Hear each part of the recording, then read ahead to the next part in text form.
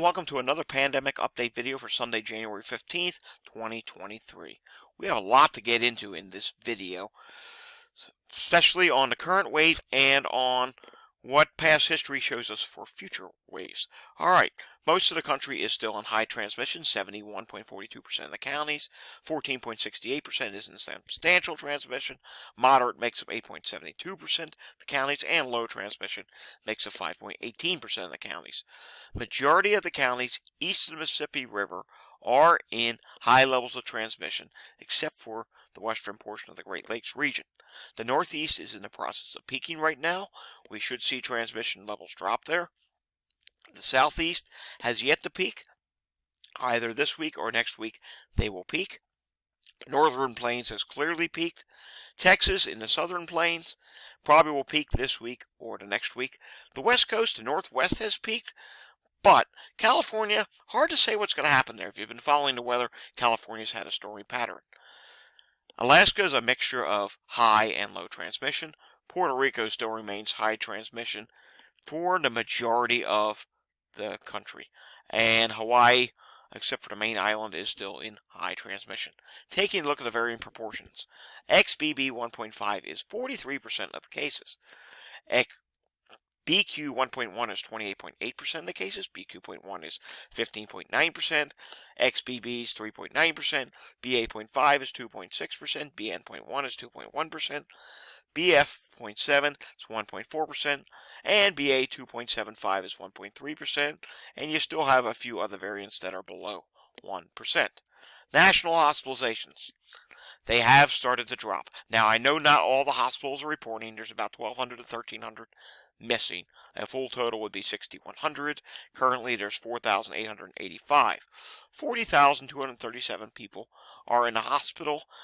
I suspect this number will probably continue to drop. You may see a brief increase on Wednesday like we normally do, but I don't think it's going to be as significant as the other weeks. Taking a look at New York State now. 3,299 people have tested positive on a recent update. 6.6% positivity rate. The 7-day average is 6.9%. Now there is something I want to show you on the hospitalizations. First, let's get to the current numbers. Let's zoom this in, shall we? And on the current number, it's 3,518 people hospitalized, 258 people in the ICU. The peak was on January 3rd, very similar to the one of the Omicron BA.1 wave of last year. 4,350 people were in the hospital at the peak. 433 people were in the ICU at the peak. Let's now zoom this out to the start of the pandemic. If you go back to the start of the pandemic, you'll notice it was in spring of 2020. There was a massive wave. They had almost 19,000 people in the hospital at that time. Then you had the winter wave of 2020 into 2021. And it was dropping going into March. But then look what happened here. It actually slowed down a little bit, tried to rise a little bit, then it started dropping again. But they remained at elevated levels through most of spring of 2021. Then everyone thought the pandemic was ending because we had the vaccine. Then along came Delta. There was a summer wave there, followed by the big winter wave. Then it dropped and everyone said, oh, the pandemic's going to be over now. Wrong.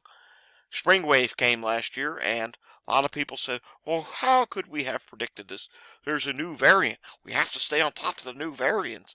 It could change the course of this pandemic at any given time. And that, indeed, it did. In April, there was 836 people in the hospital on April 3rd.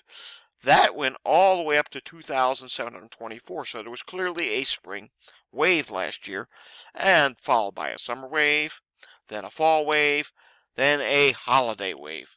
What does this tell us? This tells us that there can be a spring wave. Alrighty, we're going to look more into that in a minute. First off, let's take a look at Texas here. Texas has 3,427 people currently in the hospital. Texas started off with the pandemic. They did not have much of a spring wave. They immediately had a massive summer wave in 2020. Then they had the winter wave of 2021. That was huge. Then they didn't have much of a spring wave in 2021, but then they had a huge summer wave with Delta, followed by last winter they had the Omicron wave. Then look what happened again last year. They did have a spring, or late spring going into summer. Because remember, the heat wave came early last year in Texas, which forced people inside. Anytime you're forcing people inside, more cases, more transmission, more hospitalizations. And right now, Texas is still going up. And at this point, it's starting to level off. And like I said earlier, I think this week will be the week where Texas starts to drop. All right, let's take a look at Pennsylvania. Has Pennsylvania had spring waves? Yes, indeed. Well, the first initial wave was spring of 2020. Then we tried to go up a little bit again in summer of 2020. Then 2021, we had the winter wave, but look what happened. So this is a 14-day average.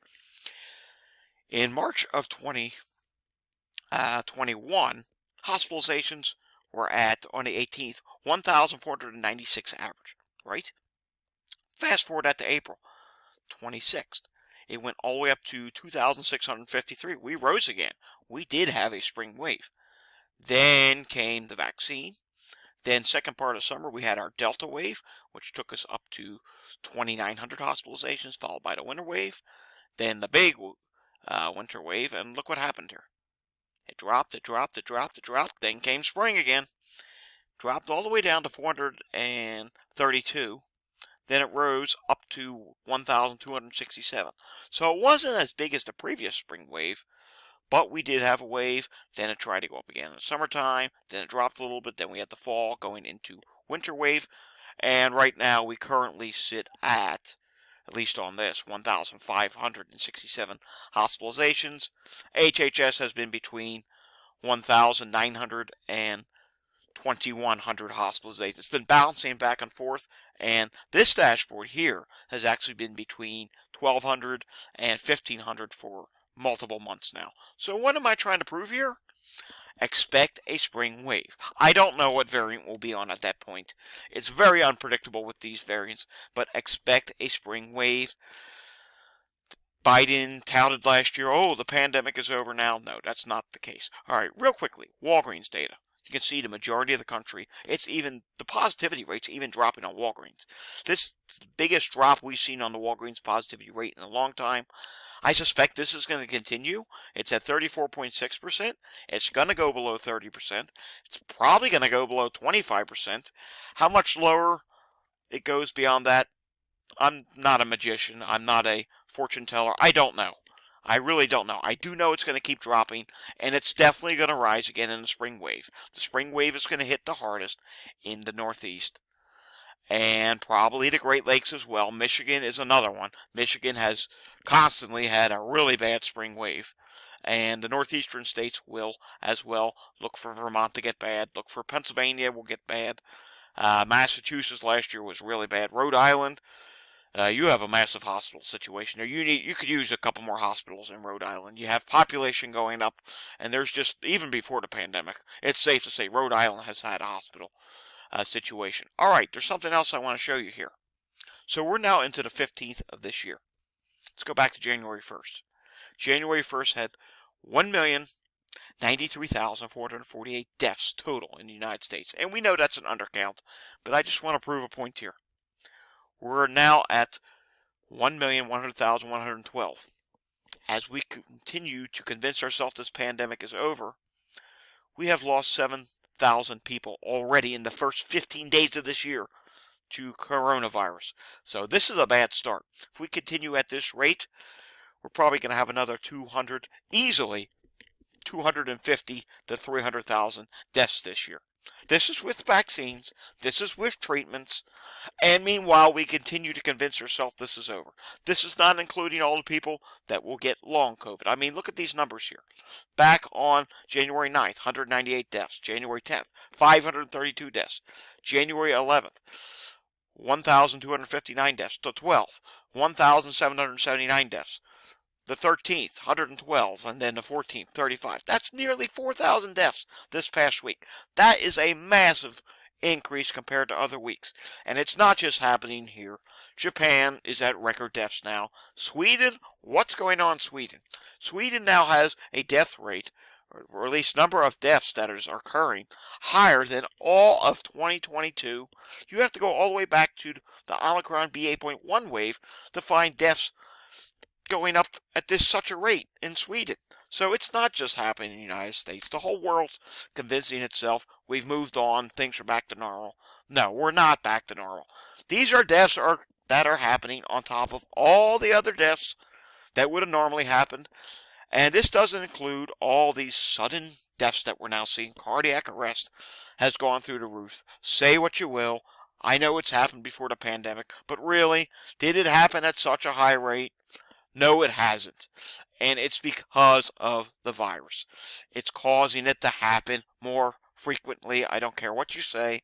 It is causing it to happen more frequently. And it's not being counted as a COVID death.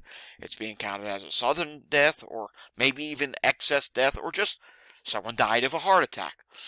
But the point is, going back to our death total again, in the United States, 1.1 million deaths, right? Now, the actual number, if you include all this long COVID deaths and everything else, it's probably easily 1.5 million.